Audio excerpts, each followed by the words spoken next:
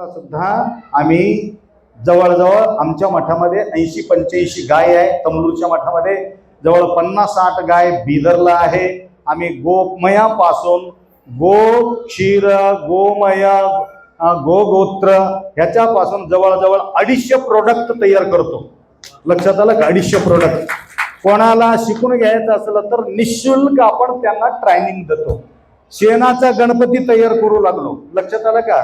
ते गणपती तयार करून ते गणपती पूजा करून करून कुठं घालतो माहितीये का? गटारमध्ये टाकतो. हे खंताचं गोष्ट आहे.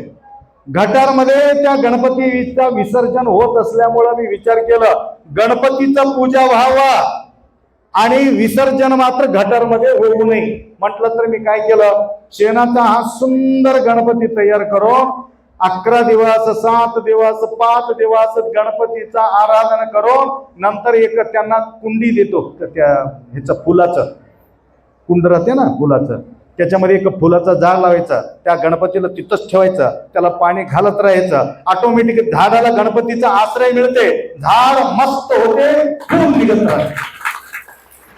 त्याकरता तसा पूजा करून तुम्ही गटारामध्ये टाकून देऊ नका. आणि तेवढं उपलब्ध करणं बी आता आपल्याकडून साध्य नाही. जवळजवळ यावर्षी 2000 गणपती आम्ही त्या ठिकाणी तयार केलेले. 2000 गणपती सांगायला वेळ नाही तरी अनेक